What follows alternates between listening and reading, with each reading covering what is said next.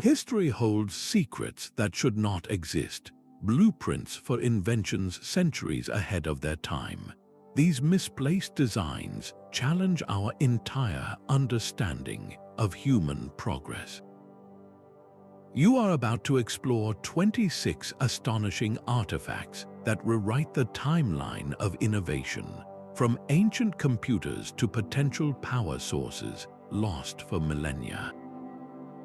By the end, you will see history not as a straight line, but as a web of forgotten genius and mysterious dead ends. How did a 2,000-year-old device predict astronomical events with clockwork precision? Why does an Egyptian carving look so much like a modern light bulb? These aren't isolated curiosities. They are pieces of a puzzle suggesting that advanced knowledge has appeared, vanished, and reappeared throughout the ages. What does it say about our own era if civilizations before us reached similar heights, only to be forgotten? These artifacts are not simply old, they are profoundly out of place. The term misplaced blueprints perfectly captures their unsettling nature. Imagine a modern schematic for a microchip somehow finding its way into a medieval monastery's library. The monks would have no context, no foundational knowledge to even begin understanding the diagram before them. This is the exact feeling historians experience when confronted with objects like the Antikythera Mechanism. Recovered from a 2,000-year-old shipwreck, this intricate bronze device uses a complex system of interlocking gears to predict astronomical events with stunning accuracy. It is a mechanical computer from an era we believed was only using simple tools. Then there is the Baghdad Battery, a simple clay jar containing a copper cylinder and an iron rod. When filled with an acidic liquid like vinegar, it produces a small electrical charge. Was it used for electroplating gold onto silver, a practice we thought was invented much later, or was its purpose something else entirely? These are not just curiosities, they are physical evidence that forces us to question the very linear path of progress we have always been taught. The most common explanations range from the existence of advanced, lost civilizations whose knowledge was wiped out by cataclysm, to the far more speculative idea of external, perhaps even extraterrestrial influence. Yet most academics lean toward a simpler, though no less amazing, answer: human genius. These could be the brilliant, isolated inventions of individuals so far ahead of their time that their work was never replicated or understood, their blueprints literally misplaced by history itself. They remind us that innovation is not always a steady climb. It can be a cycle of discovery, loss, and rediscovery, leaving behind tantalizing fragments that challenge everything we think we know. The Antikythera Mechanism is a perfect example of a misplaced blueprint. It was discovered by sponge divers in a shipwreck off the coast of Greece in 1901, a corroded lump of bronze and wood that seemed unremarkable at first. But when archaeologists carefully examined it, they realized they were looking at something that should not exist. This device, dating back to around 100 years before the Common Era, is an intricate mechanical computer. It contains over 30 precisely cut bronze gears, all meshing together in a complex system of clockwork. This level of engineering would not be seen again in Europe until the creation of sophisticated astronomical clocks in the 14th century, a gap of over 1,400 years. So what did this ancient computer do? It could predict the movements of the sun and the moon, forecast eclipses decades in advance, and even track the cycles of the Olympic Games. It was a handheld planetarium, a celestial calculator built with a sophistication that we simply do not associate with the ancient world. The knowledge required to design such a device, an understanding of astronomy, mathematics, and precision metallurgy, is staggering. This was not a toy, it was a serious scientific instrument. Its very existence suggests that this was not a one-off prototype. It implies a tradition, a school of thought, a workshop somewhere that knew how to make these things. The ship carrying it was a Roman vessel, likely transporting loot from the Greek world. Was this mechanism a unique treasure, or was it merely one of many? The most haunting question is not how it was made, but what happened to the knowledge that created it. Why was this blueprint for advanced mechanical computation lost for well over a millennium? Its discovery forces a profound reconsideration of ancient technological capabilities, suggesting a peak of innovation that was somehow forgotten, a brilliant light that was snuffed out, leaving only a single, cryptic clue at the bottom of the sea. While the Antikythera Mechanism hints at lost mechanical genius, another artifact suggests a different kind of power was understood far earlier than we ever imagined. In 1936, workers excavating for a new railway near Baghdad uncovered a very peculiar set of objects. They found a simple clay jar about the size of a man's fist. Inside it was a carefully rolled copper sheet forming a cylinder, and within that cylinder was an iron rod. The whole assembly was sealed at the top with asphalt or bitumen, a material that acts as an effective insulator. This odd collection, dating from roughly 200 years before the Common Era, seems almost mundane at first glance, but its true nature is anything but ordinary.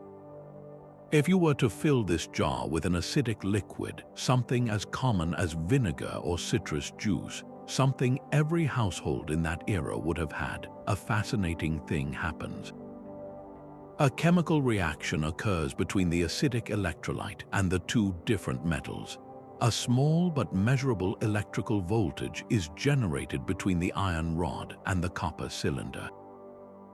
In essence, this simple clay pot becomes a primitive battery, a device for producing electricity. The implications are staggering.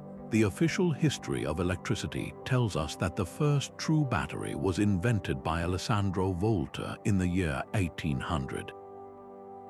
Yet here is physical evidence sitting in a museum that suggests the basic principles of electrochemistry were not only understood but potentially utilized over 2,000 years earlier. So what was it for? The most practical theory is electroplating, the process of using an electric current to bond a thin layer of a precious metal, like gold, onto the surface of a less valuable one, like silver.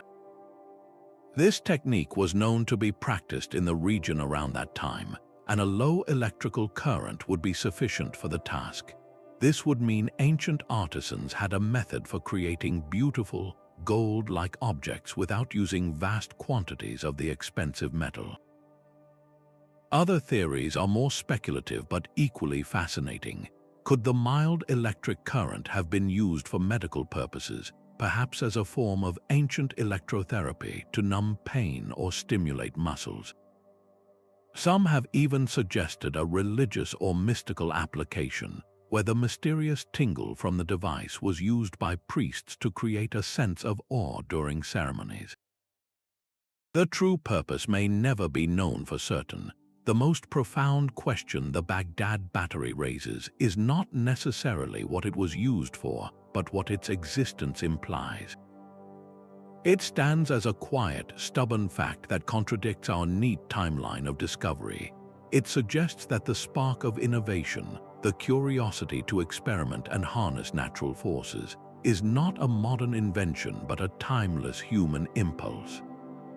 This was not a complex machine requiring a vast industrial base. It was elegant, simple, and built from everyday materials. It forces us to wonder how many other simple, brilliant ideas were lost, their blueprints buried by the sands of time, only to be independently reinvented millennia later. Yet the mystery of the Baghdad Battery pales in comparison to a book that holds its secrets in plain sight. Housed within the Yale University Library is a volume that has stubbornly resisted every attempt to understand it for over 600 years. This is the Voynich Manuscript, a 240-page codex filled from edge to edge with a flowing, unknown script that no one has ever been able to read. Its vellum pages have been carbon dated to the early 15th century, placing it firmly in the medieval period, but nothing else about it is firm at all. The text is composed of an alphabet of curious characters, some resembling Latin letters, others entirely alien, arranged into words and sentences that follow consistent linguistic patterns, yet form a language unrecognizable to any scholar or computer algorithm that has tried to crack it. This unreadable text is only half the mystery. The manuscript is lavishly illustrated with bewildering images that only deepen the puzzle. There are pages filled with bizarre, unidentifiable plants, their roots and leaves drawn in meticulous detail but belonging to no species known to botany. Other sections feature intricate astronomical charts showing unrecognizable constellations and celestial diagrams that defy conventional medieval cosmology. Perhaps most strangely, there are sections devoted to biology depicting tiny, naked women bathing in elaborate, interconnected pools of green liquid, a scene that is both strangely anatomical and utterly fantastical. The most compelling question is not just what it says, but what it is.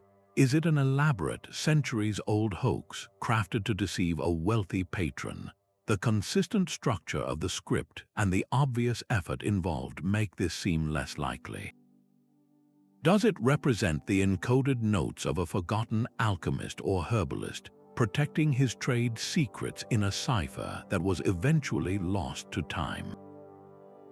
Or could it be something far more profound, a surviving fragment of knowledge from a culture that was itself lost, its worldview and understanding of nature so completely different from our own that we simply lack the context to even begin interpreting its blueprints? The Voynich Manuscript is a different kind of misplaced blueprint. It is not a machine whose function we can reverse engineer, but a complete intellectual system, a world-view captured in ink and vellum that remains utterly closed to us. It challenges the very notion that medieval Europe was a place of limited scientific imagination. Someone, somewhere, was thinking in ways we cannot yet comprehend, drawing from a well of knowledge or creativity that we have not found. Its enduring silence is a powerful reminder that history is not just about what we have found and understood, but about the vast, whispering unknown that still awaits a key. Far from the pages of an unreadable book, a different kind of puzzle is carved in stone. Deep within the crypt of the ancient Egyptian temple of Hathor at Dendera, a relief on the wall presents an image so startlingly modern it seems to defy its own era. Dating to around 50 years before the Common Era, the carving shows a large, elongated object, strikingly similar to a modern glass light bulb. It is supported by a pillar, and inside it, a snake stretches its body along the entire length, its head pointed toward one end. This serpentine form is held in place by what appear to be support brackets. Wires or cables seem to trail from the base of this bulb, connecting it to a small box on which a figure is kneeling, as if in an act of operation or reverence. To a modern eye, the interpretation is almost irresistible. We see a bulb, a filament represented by the snake, and electrical cables running to a power source or battery. The entire scene looks like a diagram for an ancient electrical device. This is the Dendera light, and it has become a cornerstone of alternative historical theories. The mainstream archaeological explanation is quite different. Egyptologists identify the object not as a technological device, but as a profound religious symbol. They see it as a representation of a lotus flower from which the snake god Harsomtus is emerging as part of a creation myth. The so-called cables are explained as lotus petals or ritual staffs, and the box is interpreted as the Jed pillar, a symbol of stability. The kneeling figure is not an engineer but a god. This is a perfectly coherent interpretation, deeply rooted in the well-documented symbolic language of Egyptian art and religion. Yet the controversy persists for a compelling reason. The visual resemblance to electrical components is uncanny, almost too precise to be dismissed as mere coincidence. Proponents of the light bulb theory point to the absence of soot in certain deep, enclosed temple chambers and tombs, asking how such intricate carvings and paintings could have been executed in perfect darkness. Could this relief be a symbolic representation of a real, but highly guarded, priestly technology? Was the knowledge of illumination so advanced and sacred that it was encoded into mythology, its true meaning understood only by a select few? The Dendera carving forces us to confront a fundamental question about how we interpret the past. Are we projecting our own modern world view onto an ancient culture, seeing light bulbs where they only saw gods? Or is it possible that we are failing to see their world through their eyes, missing the technological metaphors embedded within their sacred texts and art? This is not merely a debate about one carving. It is a clash between two ways of seeing history itself. One view sees a linear progression of knowledge where our understanding is the pinnacle. The other allows for the possibility of peaks and valleys, of specialized knowledge that was never part of the common world, and thus left no widespread evidence behind. The Dendera light, whether a mystical symbol or a misplaced blueprint, continues to shine a light on our own assumptions, challenging us to consider that the boundaries of ancient innovation may have been far, far wider than we ever imagined. Even the stone walls of Dendera offer more clues than the Phaistos Disc.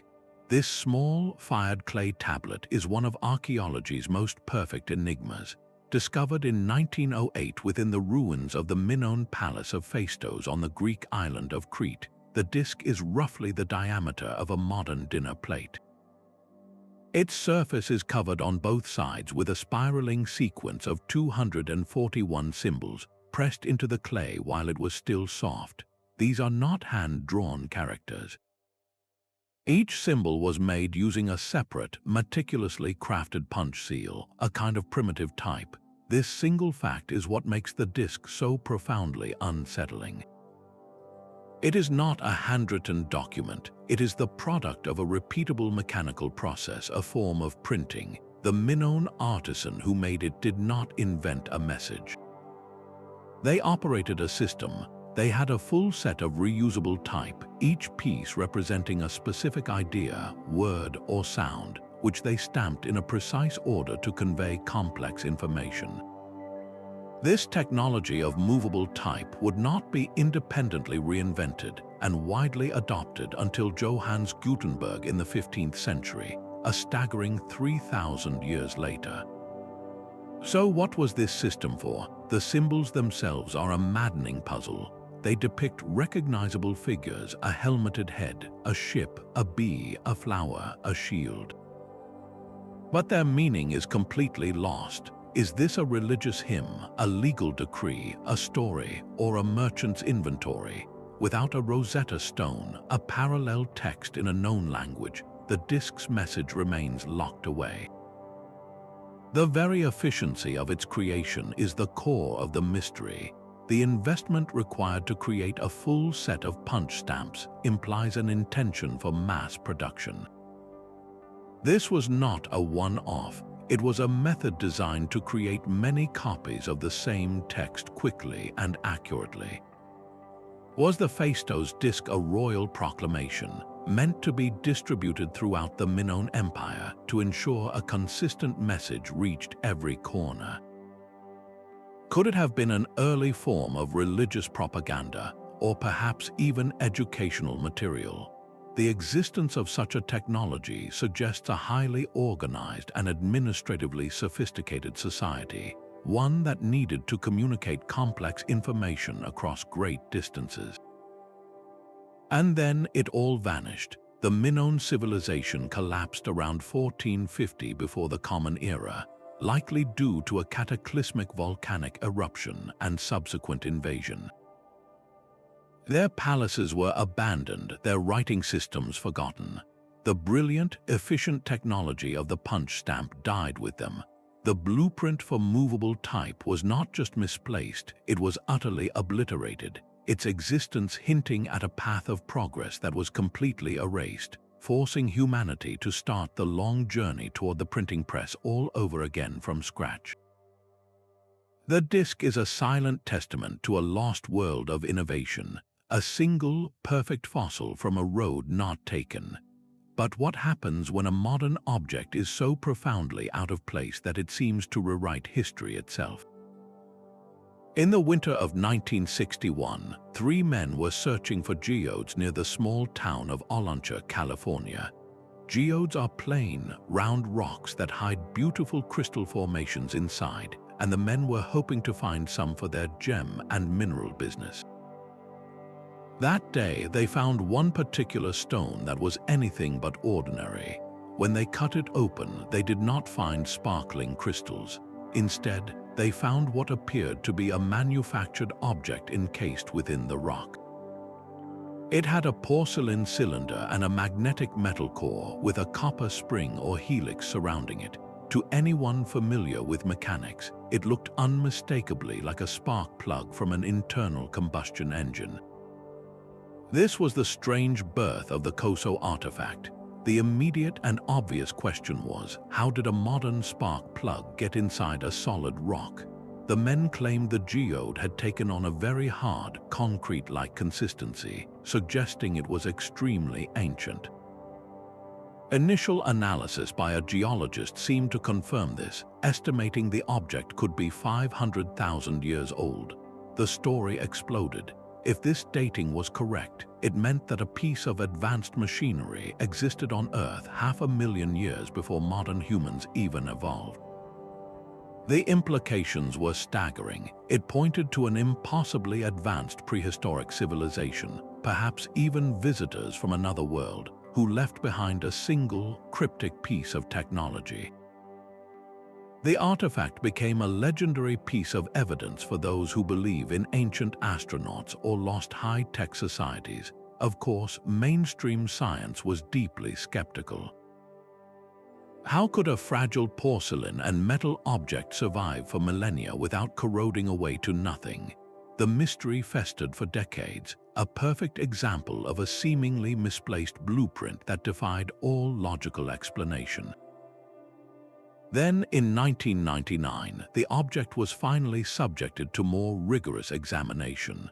Researchers took detailed photographs and brought them to a meeting of the spark plug collectors of America. The experts there identified it almost immediately. It was not a mysterious, ancient device. It was almost certainly a champion brand spark plug from the 1920s. But that still left the central puzzle. How did a 1920s spark plug become so completely and solidly encased in a rock that it appeared to be ancient? The answer was not a geological miracle, but a case of mistaken identity. The hard, shell-like material was not a natural geode formed over eons. It was an iron concretion, a type of hard mud ball that can form around a man-made object surprisingly quickly, especially in the right mineral-rich conditions. It was not 500,000 years old. It was probably less than 100 years old. The Coso Artifact is a fascinating case study because it shows us how our desire to find these misplaced blueprints can sometimes outpace the evidence. It is a cautionary tale about jumping to extraordinary conclusions, yet its story is still profoundly important. It reminds us that the process of questioning, of investigating, and of eventually debunking is a vital part of historical and archaeological science. It captures the public imagination because it touches on that deep, human longing to discover that our past is far more mysterious and wonderful than we ever believed. Even when the answer turns out to be mundane, the journey of questioning itself is what pushes our understanding forward. The sleek wooden object discovered in a tomb at Saqqara in 1898 seems almost too familiar.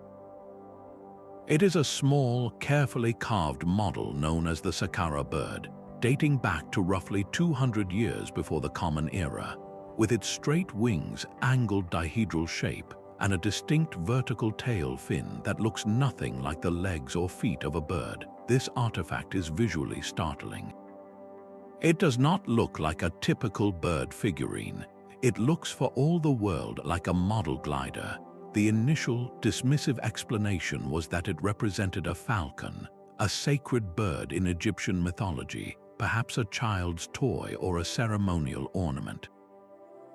But that simple classification began to crumble under closer scrutiny, especially from those who understand the principles of flight. When modern aerospace engineers examined the design, they were struck by its sophisticated features. The wings are not just flat planes, they are aerodynamically shaped with a curvature that would generate lift. The most significant feature is that vertical tail fin. In nature, no bird has a vertical, perpendicular tail fin like this. But in aviation, a vertical stabilizer is absolutely critical. It provides lateral stability, preventing an aircraft from spinning out of control in the air. This is not an ornamental detail, it is a functional necessity for stable flight. To test the theory, exact scale models of the Saqqara Bird have been built and launched. The results are compelling. With a small weighted addition to the nose for balance, the model does indeed fly. It is a capable glider, demonstrating stable and graceful flight characteristics. This performance suggests its design was not accidental. It appears to be based on a genuine, if rudimentary, understanding of aerodynamics. If this is true, the implications are profound. It hints at a lost thread of scientific inquiry, a line of experimentation that was either abandoned, forgotten, or kept as secret priestly knowledge.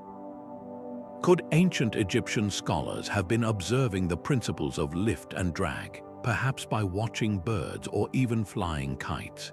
Might they have built larger, manned gliders constructed from papyrus and wood, experiments that left no trace in the archaeological record beyond this one cryptic model? The skeptics, of course, offer a different view. They argue that we are seeing patterns where none exist, projecting our modern fascination with flight onto an ancient culture. The vertical tail, they suggest, could be a stylized bird's tail feather, or it might have held a separate piece like a solar disk that has since been lost. They point out that there is no accompanying text, no mural, no other evidence to suggest the Egyptians were experimenting with aviation. It is an isolated object, and isolation makes for weak evidence. Yet the doubt itself is a kind of testament. The fact that a simple wooden model can generate such a vigorous and ongoing debate between Egyptologists and aeronautical engineers is remarkable.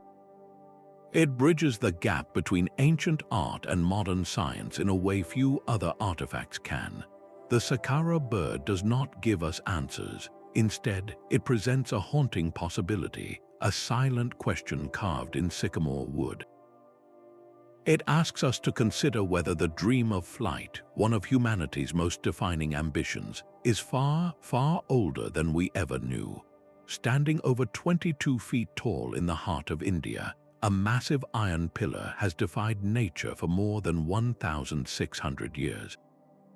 Erected around 400 years of the Common Era, the Iron Pillar of Delhi is a marvel of ancient engineering that simply refuses to rust.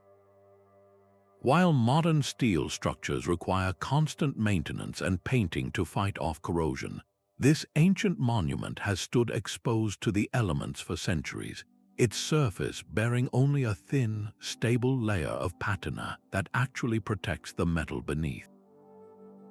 This is not a result of some magical property or a unique climate.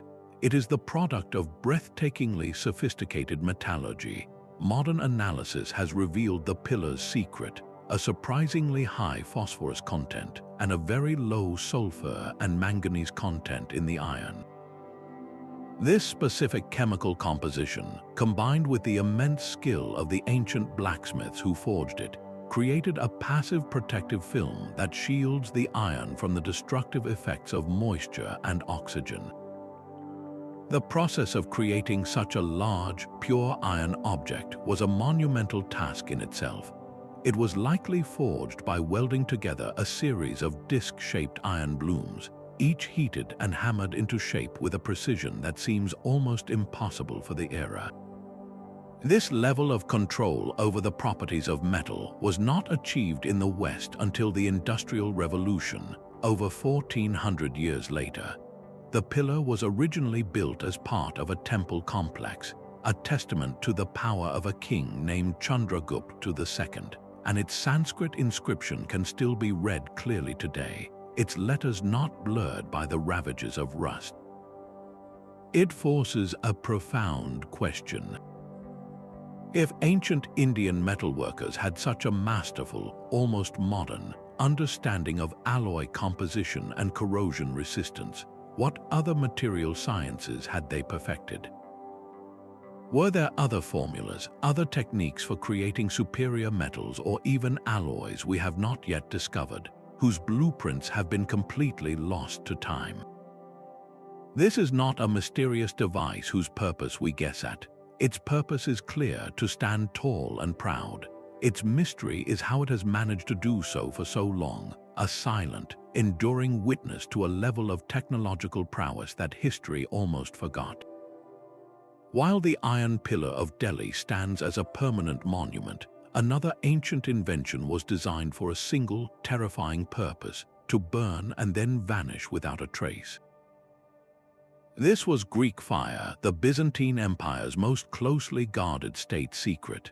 Imagine a weapon so fearsome that it could be sprayed from a ship's hull, a liquid flame that clung to everything it touched, that roared even on the surface of the water, and that defied every attempt to put it out.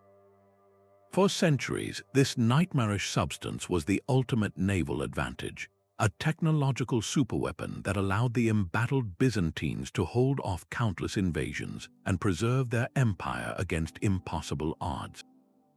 Its exact formula was known only to a select few, perhaps even only one family, and it was so effectively protected that when Constantinople finally fell, the knowledge disappeared with it. What was in this mysterious fire? Contemporary descriptions point to a sticky, volatile liquid, likely a crude petroleum base gathered from natural oil seeps around the Black Sea. But simple oil does not ignite on water or resist extinction. Historians and chemists have theorized for years about the possible secret ingredients. Was it mixed with quicklime, a substance that heats up violently when it contacts water, ensuring the mixture would reignite just as sailors tried to douse it? Were there additives like saltpeter or sulfur that created a self-oxidizing chemical reaction, allowing it to burn even without air? The closest modern equivalent is napalm, a gelid incendiary weapon, but Greek fire had an even more terrifying delivery system. It was not simply thrown in pots. It was pressurized and projected through bronze tubes mounted on the prows of Byzantine warships, creating a primitive flamethrower that could engulf enemy vessels at a distance. The psychological impact was as devastating as the physical damage. Facing a wall of inextinguishable fire on the open sea must have been utterly demoralizing. This was not just a weapon, it was a form of early psychological warfare, and then it was gone. The fall of Constantinople in 1453 erased the last living custodians of its formula. Every attempt to reverse engineer it since has failed. We are left with descriptions of its terrifying effects, but no blueprint to recreate it.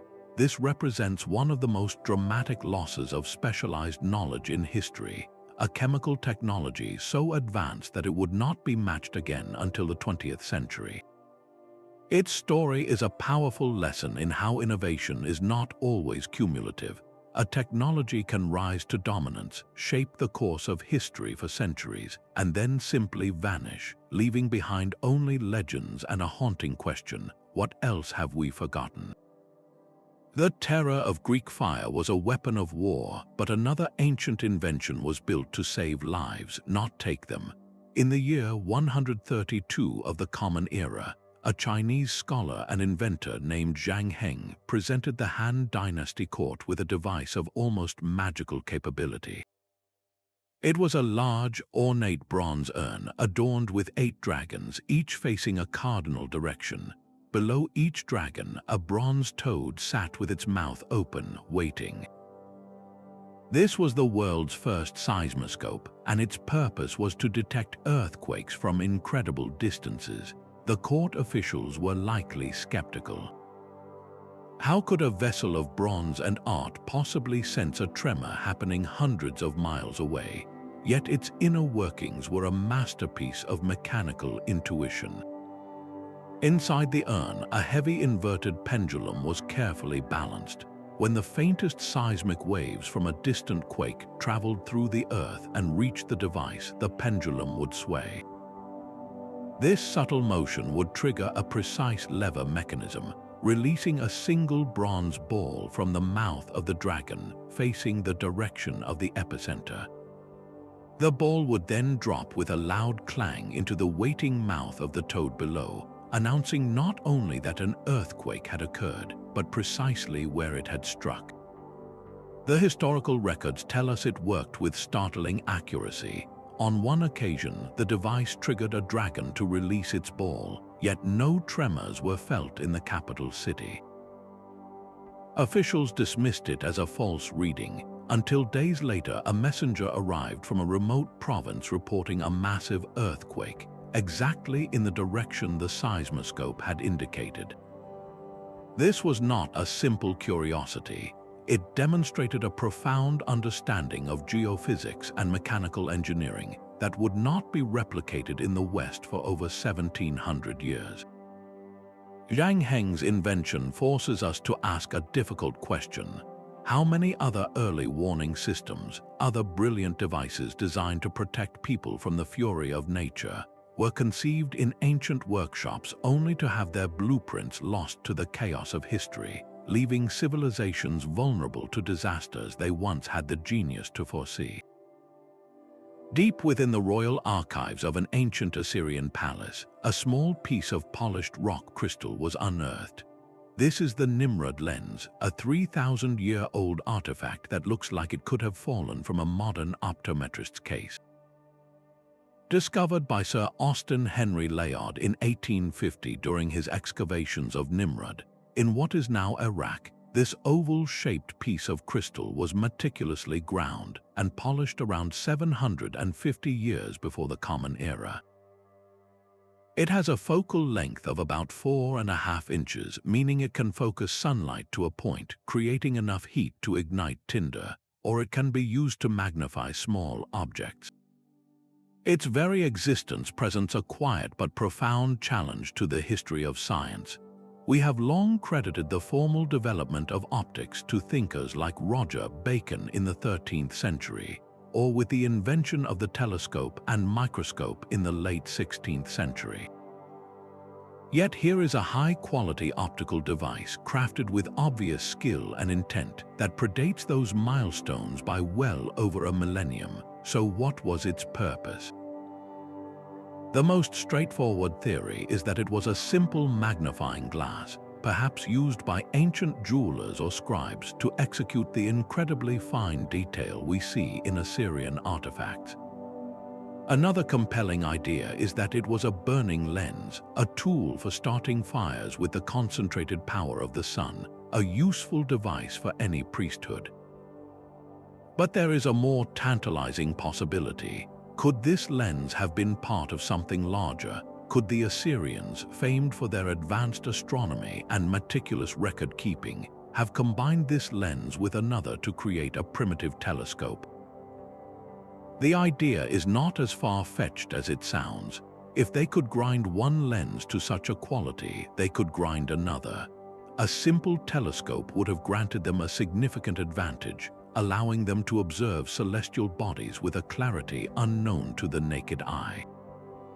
This single piece of crystal forces us to reimagine the boundaries of ancient inquiry. It suggests that the leap from theoretical curiosity to practical optical instrument may have happened not once, but multiple times throughout history, only to be forgotten and reinvented centuries later.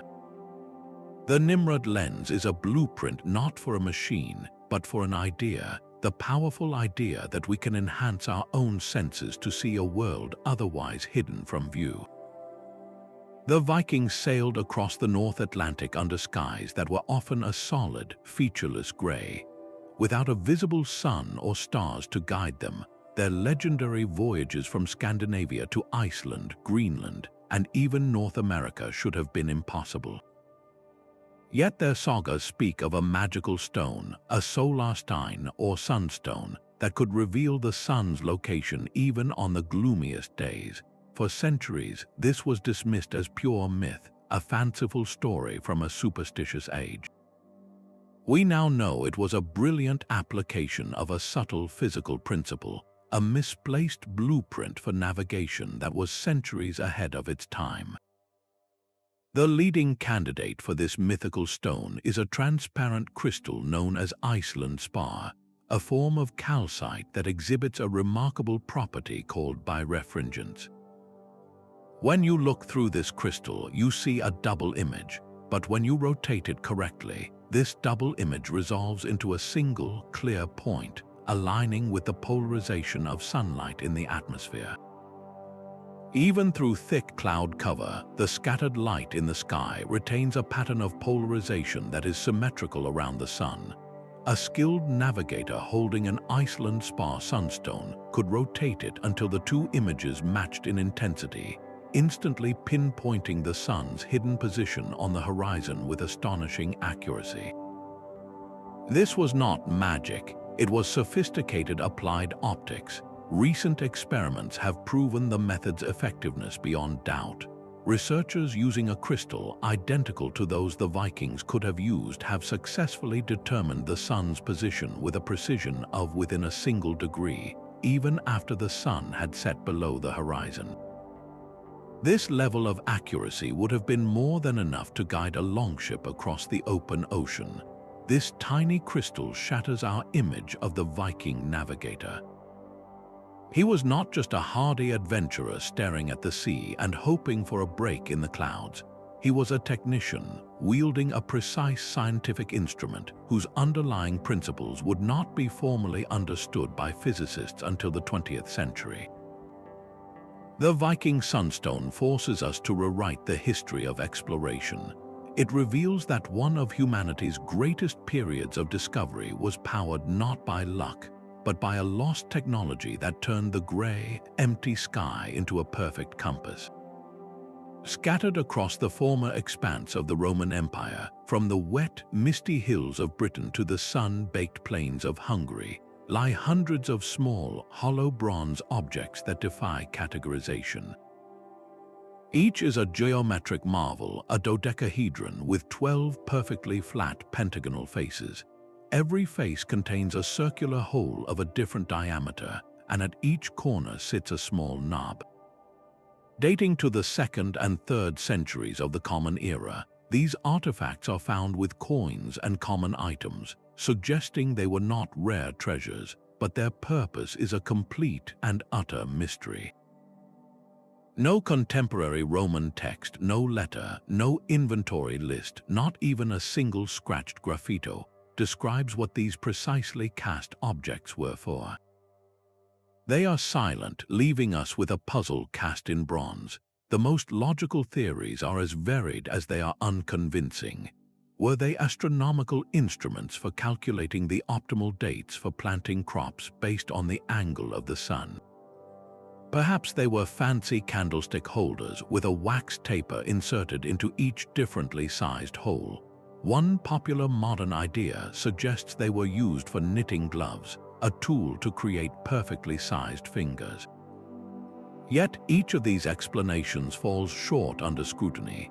The holes are not standardized in size across different dodecahedra, and many show no signs of the wear and tear you would expect from a practical, daily use tool. If they were common, why are they only found in the northern provinces, never in Rome itself? Their geometric perfection hints at a deeper significance. The dodecahedron was a shape revered by philosophers like Plato, who associated it with the cosmos and the ether. Could these objects have been used in religious rituals or as objects of meditation, a physical key to contemplating mathematical harmony and the nature of the universe? Their true function may have been so mundane, so specific to a forgotten trade or practice, that it never occurred to anyone to write it down, or it may have been so esoteric, known only to a secretive priesthood or guild, that its meaning died with the last initiate. The Roman dodecahedron is a different kind of misplaced blueprint. It is not a complex machine, but a simple, mass-produced object whose instruction manual has been lost. It reminds us that advanced ideas are not always about electricity or gearwork. Sometimes they are encoded in the silent, everyday geometry of a culture that understood the world in a way we can no longer decipher. A single silver coin, smaller than a fingernail, holds the power to redraw the map of the entire world. Discovered in 1957 at a Native American archaeological site in Maine, this tiny artifact is a Norse penny, minted between 1065 and 1080.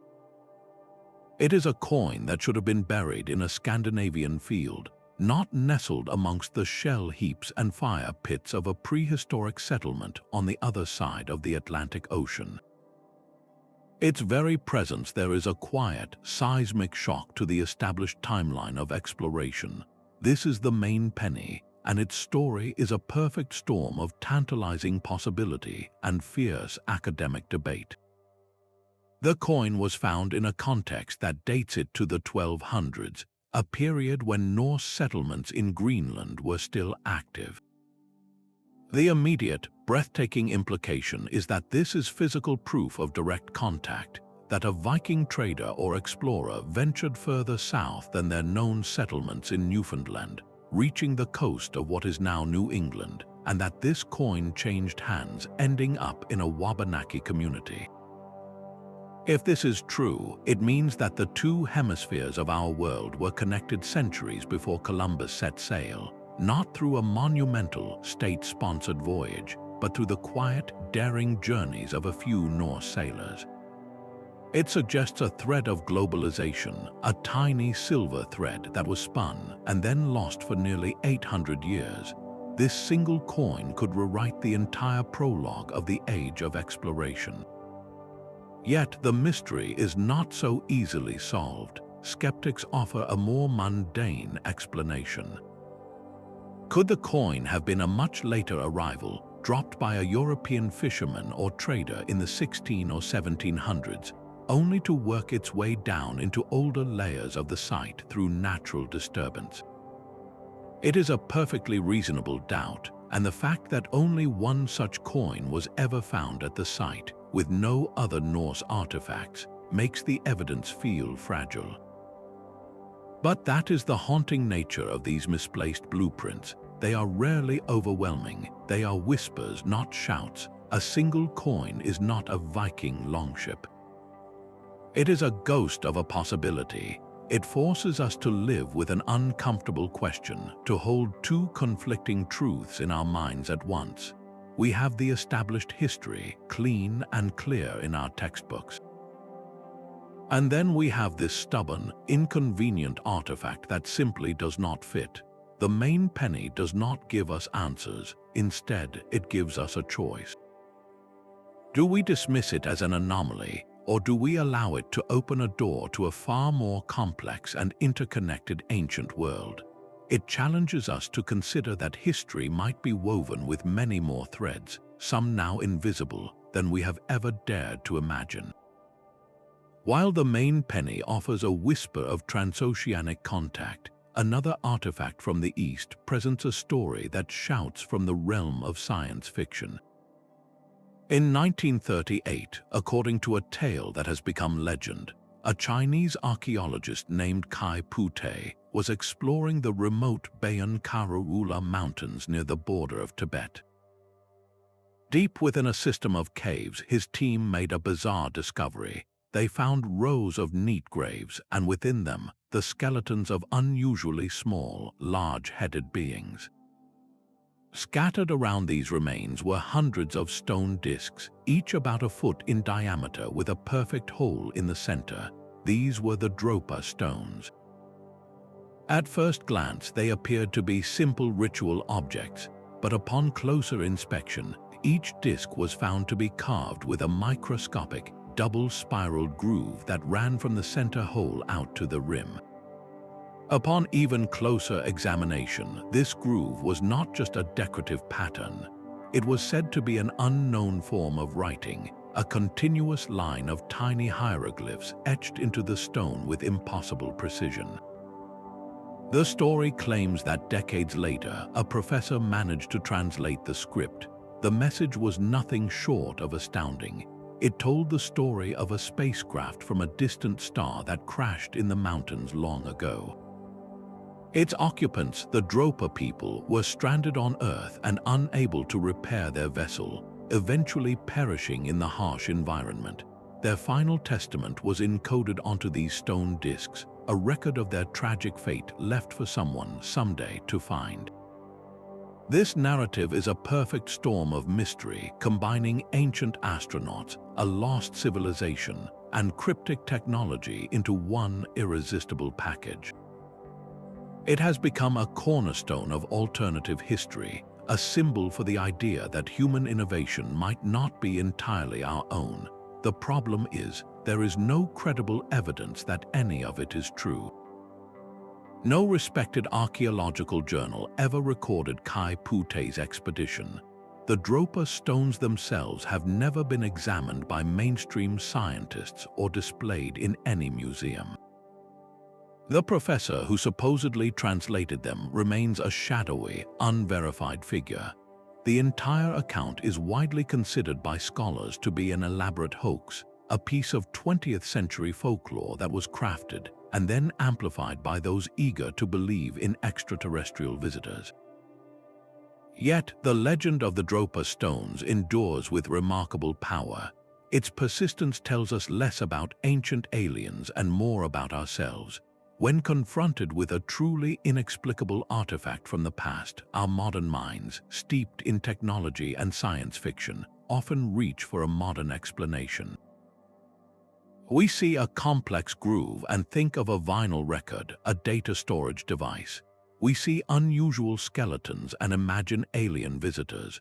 We are pattern-seeking creatures, and sometimes we find patterns that are not really there, weaving elaborate stories to fill the silence left by lost civilizations. Whether a clever forgery or a misunderstood cultural relic, the Dropa Stones serve as a powerful metaphor. They represent the human desire to connect the dots, to find meaning in the mysterious, and to believe that our history is far more spectacular than it appears. They are a cautionary tale about the stories we tell when the truth is just out of reach. That single coin is a whisper of connection, but a map drawn in 1513 shouts a profound and unsettling truth. Housed in the Topkapi Palace in Istanbul is the Piri Reis Map, a fragment of a larger world chart crafted by the Ottoman admiral and cartographer Piri Reis. He did not claim its contents as his own discovery. Instead, he wrote in the margins that he had compiled it from 20 different source maps, some of which he said dated back to the time of Alexander the Great. The map shows the coastlines of Western Africa, Eastern South America, and most controversially, a landmass at the bottom of the world. This is where the mystery ignites. The map depicts a northern section of Antarctica, specifically Queen Maud Land, but with a shocking detail, it shows it free of ice. The problem is, Antarctica has been buried under a mile-thick ice cap for millions of years. Our modern technology, using seismic surveys and core samples, has only recently revealed the true, ice-free topography of the continent beneath the glacial weight. The Piri Reis Map appears to show it with an accuracy that is deeply disorienting. How could a 16th century admiral have known the shape of a continent that would not be discovered for another 300 years? And how could he have depicted its coastline as it existed in a remote, prehistoric era when it was last ice-free?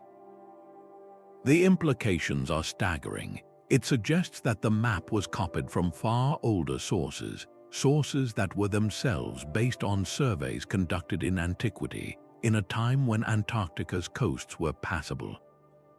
This points to the existence of a seafaring civilization with advanced knowledge of cartography and mathematics, capable of calculating longitude with a precision that Europe would not achieve until the 18th century. A civilization whose maps survived long enough to be copied and recopied, only to have the originals vanish into history. The mainstream scholarly explanation is more conservative but no less fascinating. They argue that the southern landmass could be a speculative addition, a lucky guess, or a composite of misunderstood reports from early Portuguese explorers. They note that Piri Reis himself credited his work to existing maps, including those from Christopher Columbus, and that errors on the map are just as prevalent as its astonishing accuracies. Yet the chilling precision of the Antarctic coastline remains a stubborn anomaly. It challenges the entire timeline of human exploration and geographic knowledge. Was there a global network of information exchange in the ancient world that we have completely overlooked? Did the great libraries of Alexandria or other centers of learning hold maps that showed the entire world, their contents dispersed and lost, only to surface in fragments like this one? The Piri Reis Map is more than parchment and ink. It is a ghost image of a lost chapter. It forces us to question not just what we know, but how we know it, and to wonder what other breathtaking truths were once drawn on vellum, only to be folded away and forgotten by time. Sometimes a mystery is not about what was made, but where it was found. In 1936, a couple hiking along Red Creek near London, Texas, noticed a curious piece of rock with what appeared to be a chunk of wood sticking out of it. Taking it home and cracking it open, they discovered something impossible inside: a hammer. This was no primitive stone tool. It had a clearly defined iron head and the remnants of a wooden handle that had turned to coal from immense pressure and age. The rock that had encased it was identified as a 400-million-year-old Cretaceous formation, a modern tool seemingly trapped in stone that formed long before humans ever walked the earth. The London Hammer, as it came to be known, became an instant sensation and a powerful symbol for those who believe our history is fundamentally wrong. It was touted as undeniable proof of a lost civilization, a time traveler's misplaced tool, or even evidence that our dating methods for geological strata are completely flawed. The visual is undeniably compelling, a clean, manufactured object fused into ancient rock. It feels like a glitch in the matrix of time itself. The more likely explanation, while less thrilling, is a fascinating lesson in geology. The hammer is almost certainly a 19th century miner's tool that was lost or discarded. Over time, minerals in the water, particularly limestone, can form a very hard, rock-like concretion around an object. This process does not take millions of years. It can happen relatively quickly given the right chemical conditions. The concretion hardens, making the object inside appear far more ancient than it truly is. This is a known phenomenon, but it does nothing to dampen the allure of the story. The London Hammer is a perfect case study in how our desire for the extraordinary can override simpler truths. It shows how a geological quirk can be misinterpreted as a historical anomaly, creating a mystery where none may exist.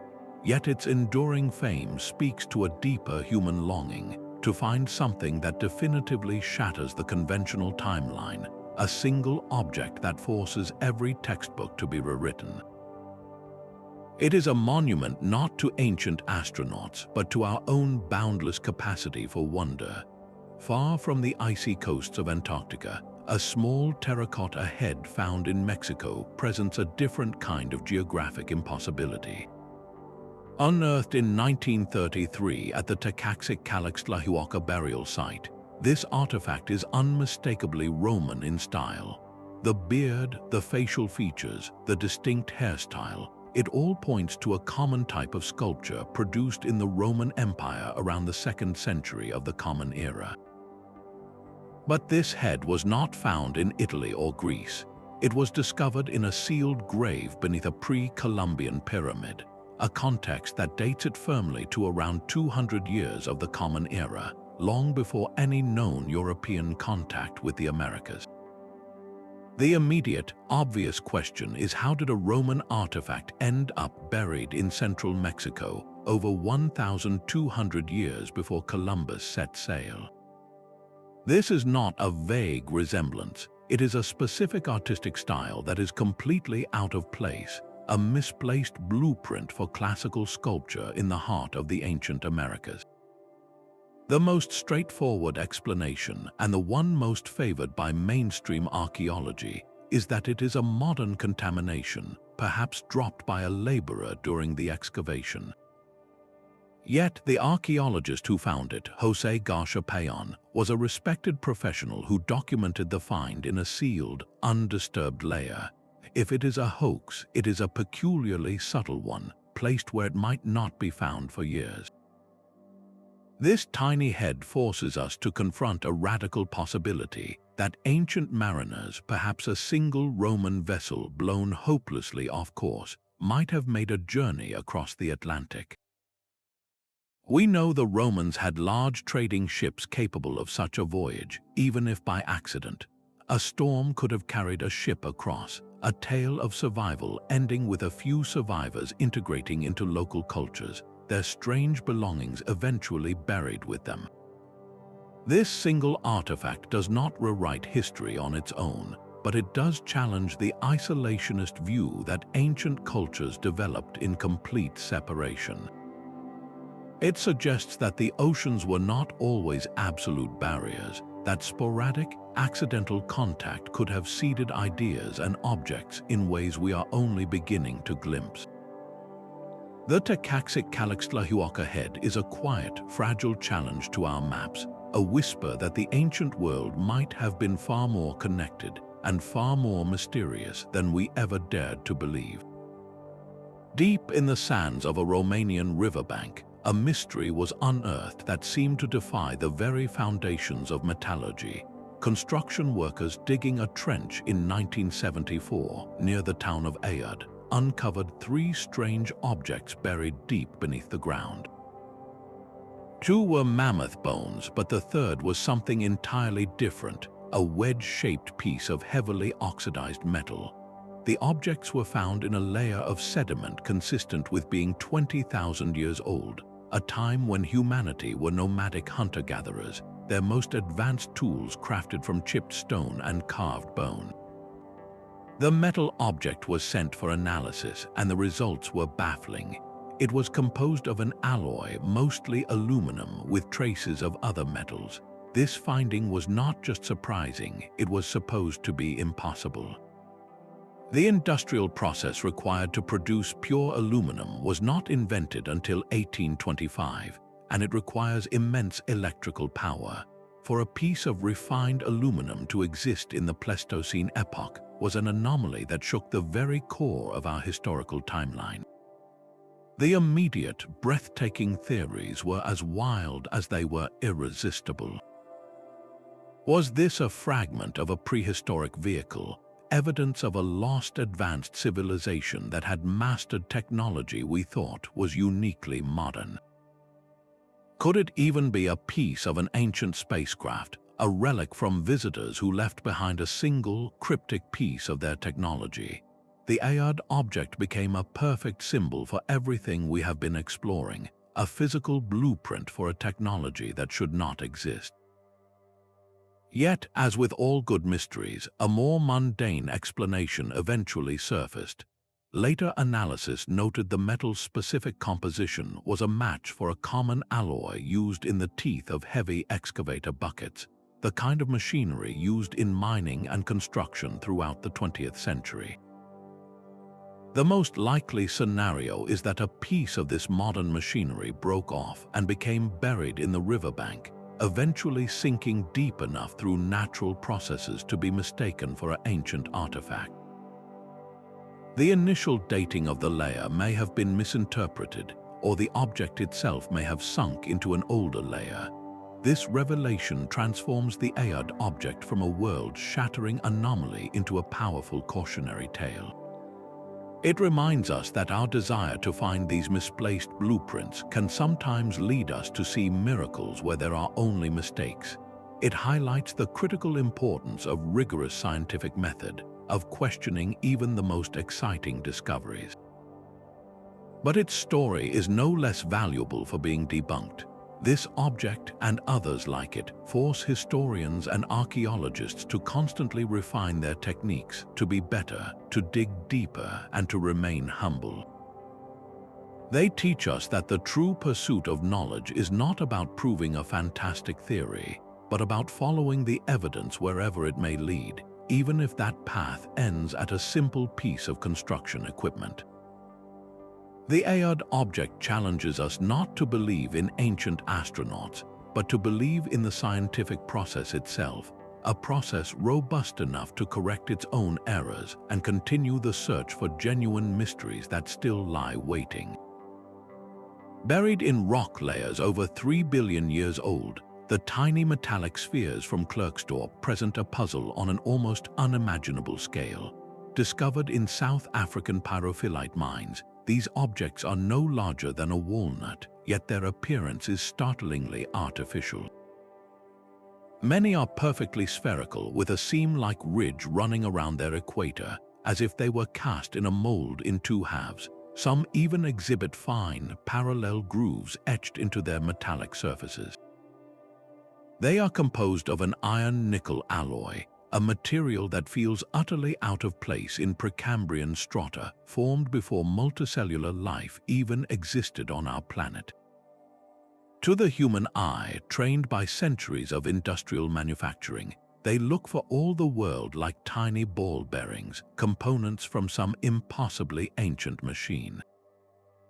This immediate, visceral impression has fueled extraordinary theories, suggesting they are artifacts from a pre-human civilization, or perhaps even visitors from another world, who left behind these minuscule calling cards in the primordial rock.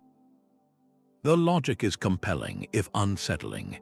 How could such a seemingly manufactured object form naturally 3 billion years ago?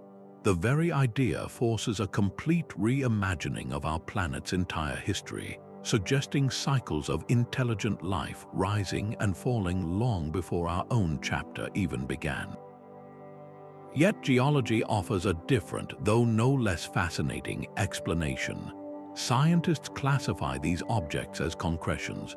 Over immense stretches of time, minerals can precipitate out of solutions and crystallize around a central nucleus, forming spherical shapes. The grooves could be the result of later mineral crystallization applying pressure, or simply the layered way the concretion grew. The perfect seam could be a parting line where two different crystalline structures met. In this view, the Klerksdorp Spheres are not artifacts, but rather breathtaking examples of nature's own artistry, a demonstration of how random processes over billions of years can create forms that mimic human design with uncanny accuracy. This scientific perspective does not diminish their wonder, it simply redirects it. They become a testament to the deep time of our planet, a physical reminder that the Earth's history is so vast and complex that it can produce forms that constantly challenge our perceptions. They stand at the crossroads of known science and boundless speculation, reminding us that the line between a natural miracle and a misplaced blueprint is often a matter of perspective, a choice between seeing the hand of a creator or the patient, blind hand of time itself.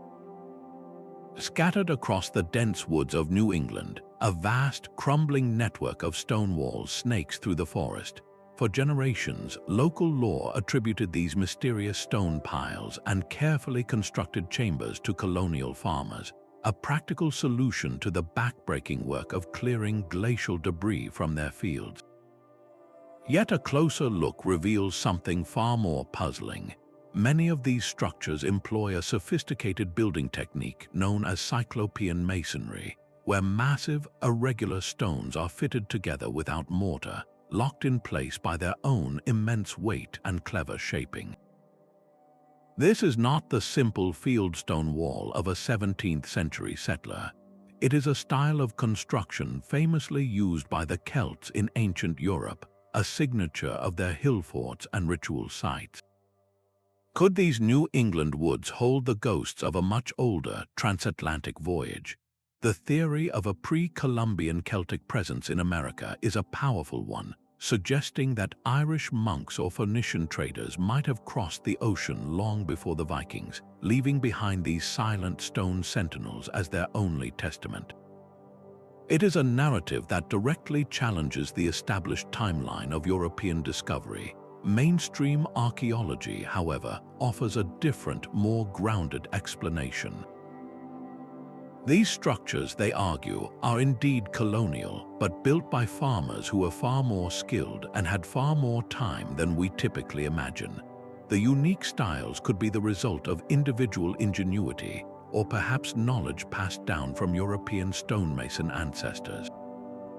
The debate over the mystery walls is less about the stones themselves and more about the lens through which we view them. For centuries, the idea that anyone but Columbus could have first reached America was academic heresy. This cultural bias meant that any anomalous structure was automatically assigned to the colonial era, its potential strangeness smoothed over by a familiar narrative. Now, as we question that narrative, we risk the opposite bias, seeing ancient Celts in every stacked stone. This is the true power of a misplaced blueprint. It forces us to confront our own assumptions. It asks us to consider whether we have been tidying up history, assigning artifacts to the known and the convenient, simply because the alternative was too disruptive to accept. These silent walls stand as a monument not to Celts or colonists, but to the stories we choose to tell about our own past. High on the remote slopes of Mount Baigong in China, a set of strange formations juts from the stone. These are the Baigong Pipes, a network of what appear to be rusted iron tubes embedded directly into solid rock, a rock that geological surveys suggest could be around 150,000 years old. To the eye, they are unmistakably artificial, a complex system of plumbing that seems to lead into a pyramid-shaped mountain and down to a nearby saltwater lake. The immediate, breathtaking implication is that this is the skeleton of a vast, ancient industrial complex, a power plant or a refinery from a civilization lost to deep time. The pipes themselves have been analyzed, and they do contain a high percentage of iron oxide, along with other metallic elements. For those who see them as a misplaced blueprint, the conclusion is clear. This is evidence of a prehistoric society that mastered advanced smelting and construction, or perhaps even the remains of an extraterrestrial outpost that once operated on our planet. The very location, so remote and inhospitable, fuels these theories. Why would anyone build something so complex in such a desolate place, unless its purpose was beyond our current understanding? Yet, science offers a different, more humbling explanation. Geologists point to a common but incredible natural process. When tree roots or other organic material become buried in sediment, they can decompose and leave hollow tubular cavities. Over immense spans of time, mineral-rich water can seep into these spaces, depositing iron and other elements that eventually harden and form a perfect cast of the original root system. What we see as pipes are, in this view, simply fossilized root casts, a beautiful and complex accident of nature. The Baigong Pipes stand at the very heart of this entire exploration. They are the ultimate Rorschach test of history. Do we see the hand of a forgotten engineer or the patient, blind hand of geological time? They force us to confront our own powerful tendency to see design and intention in the patterns of the natural world, a tendency that has fueled both our greatest innovations and our most persistent mysteries. This is the fragile line between a lost civilization and a lost forest, between a miraculous blueprint and a miraculous fossil. These grooved spheres are a perfect storm of mystery. Found deep within South African mines, they are small metallic objects, often no bigger than a walnut, with a startlingly artificial appearance. Most are perfectly round, and many feature 1, 2, or even 3 parallel grooves etched cleanly around their equators, as if machined by a precise tool. They are composed of an iron-nickel alloy, and they are found embedded in pyrophyllite rock layers that are an almost incomprehensible 3 billion years old. That date is the heart of the mystery. 3 billion years ago, Earth was a lifeless volcanic world, its atmosphere toxic, its only inhabitants simple, single-celled organisms in the primordial seas. There should be nothing even remotely resembling a manufactured object from that epoch. The immediate, visceral conclusion is that these cannot be natural. They look like components, like tiny ball bearings or some other finely crafted part from an impossibly ancient machine. This has led to breathtaking theories of a pre-human civilization, so advanced it left only these minuscule calling cards behind, or even visitors from the stars who deposited these artifacts in the deep geological past. The logic feels compelling because our eyes, trained by centuries of industry, recognize the hallmarks of design. We see the grooves and think of tool marks. We see the perfect spheres and think of precision manufacturing. We are pattern-seeking creatures, and we have found a pattern that screams intelligence. Yet, geology offers a different narrative, one of immense patience and incredible natural forces. Scientists classify these as concretions.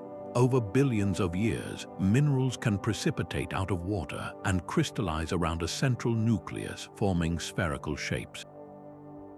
The grooves could be the result of immense pressure from subsequent crystal growth layers, or simply the way the minerals settled in a perfect, concentric pattern.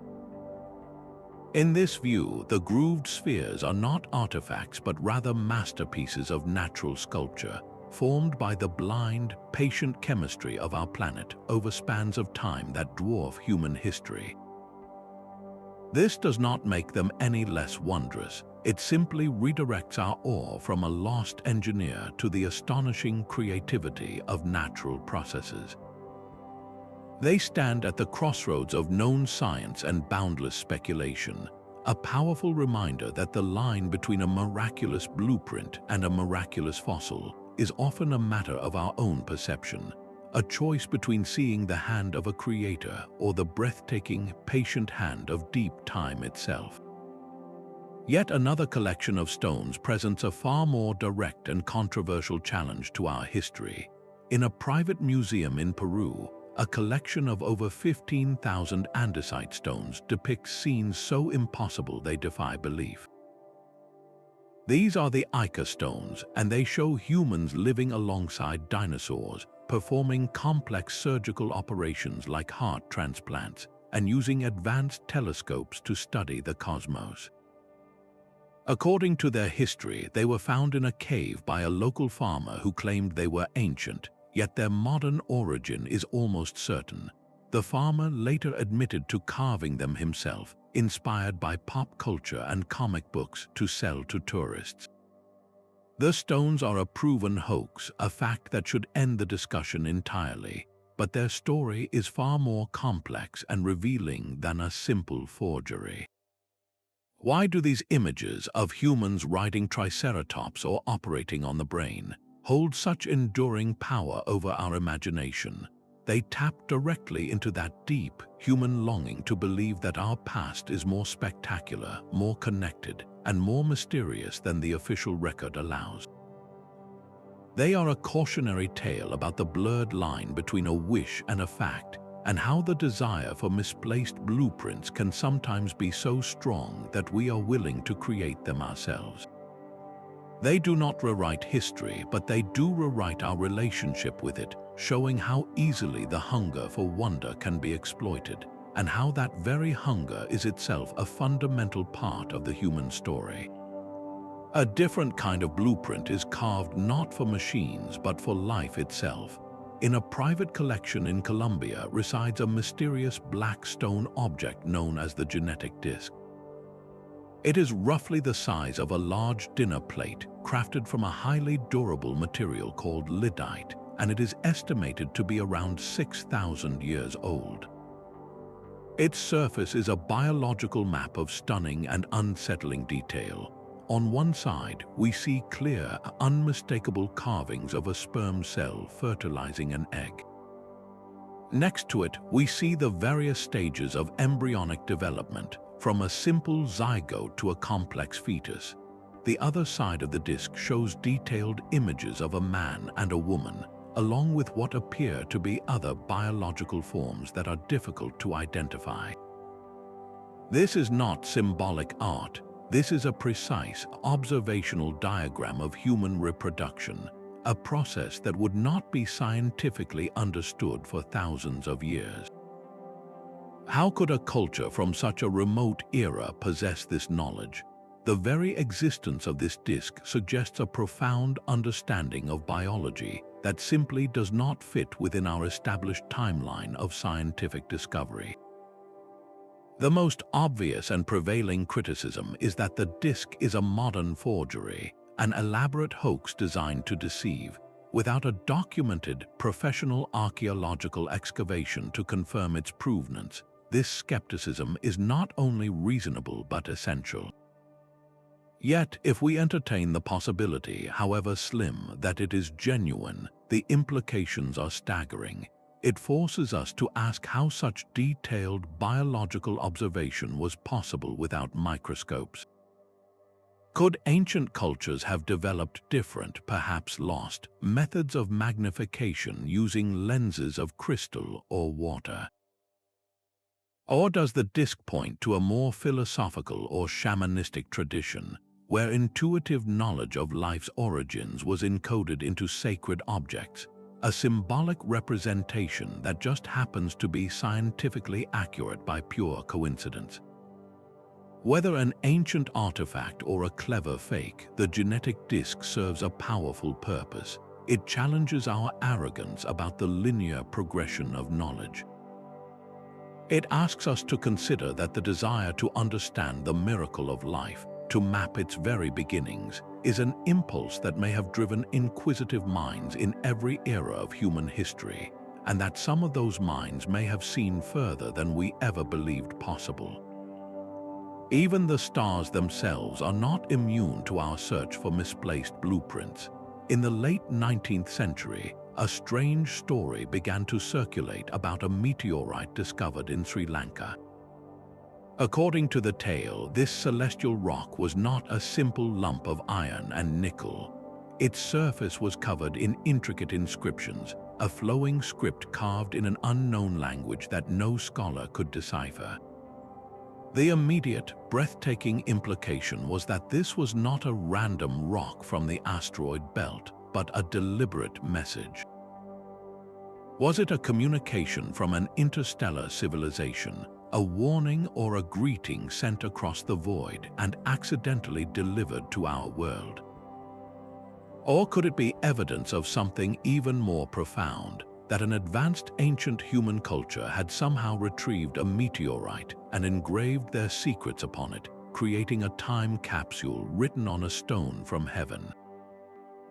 The desire to believe in such a narrative is powerful, a testament to our innate need to find pattern and purpose in the vast, indifferent universe. It transforms a random event, a rock falling from the sky, into a moment of cosmic significance. Yet, upon closer scientific examination, the mystery almost always dissolves. The markings are far more likely to be natural formations, the intricate patterns of Widmanstetten lines that form internally as the meteorite cools over millions of years in space, or perhaps even later scratches and weathering from its time on Earth.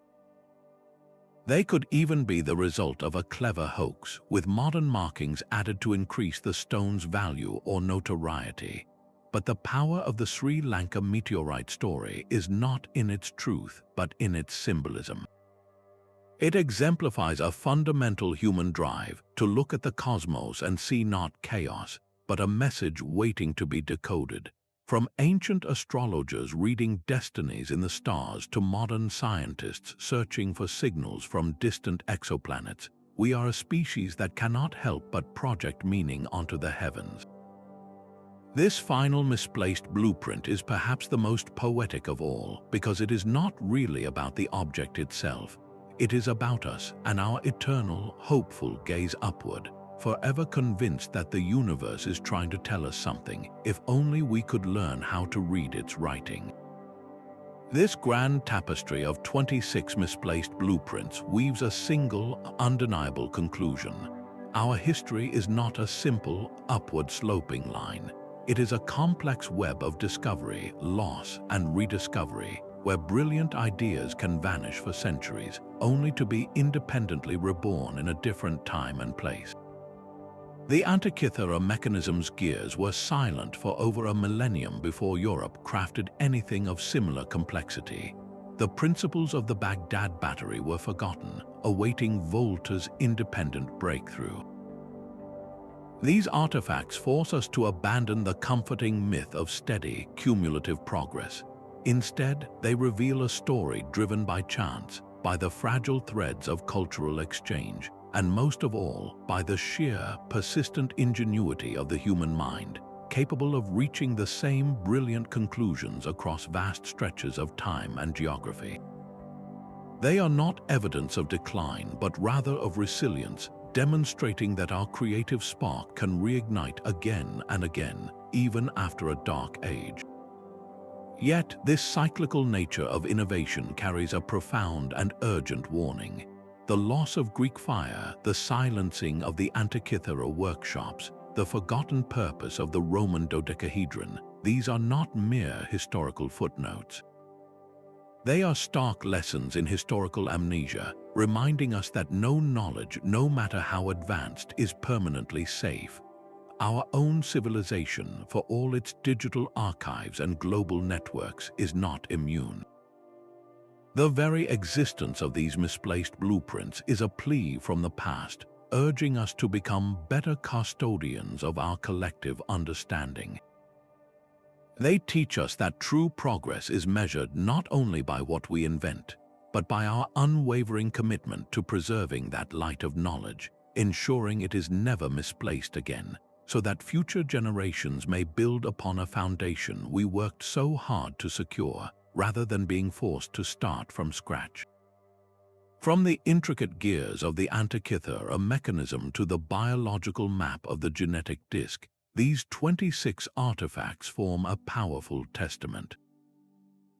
They are not merely isolated curiosities, but scattered pieces of a much larger, more complex puzzle of human history. They remind us that our story is not a simple, upward-sloping line of progress, but a vast and intricate web of brilliant possibilities, sudden interruptions, and painstaking rediscoveries. Each misplaced blueprint is a humbling lesson, urging us to approach the past with a sense of wonder rather than arrogance, to embrace its mysteries rather than dismiss them.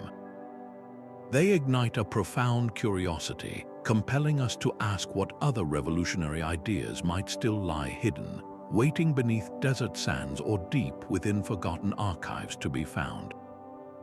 As we continue to uncover and interpret these enigmatic designs, We are doing more than just rewriting the timeline of innovation.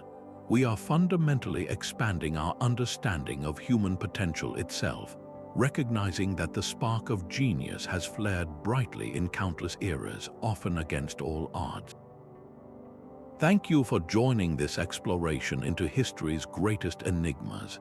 If you found this journey through time as fascinating as I did, subscribe for more deep dives into the mysteries that shape our world. I would love to hear which of these misplaced blueprints captured your imagination the most, so please share your thoughts in the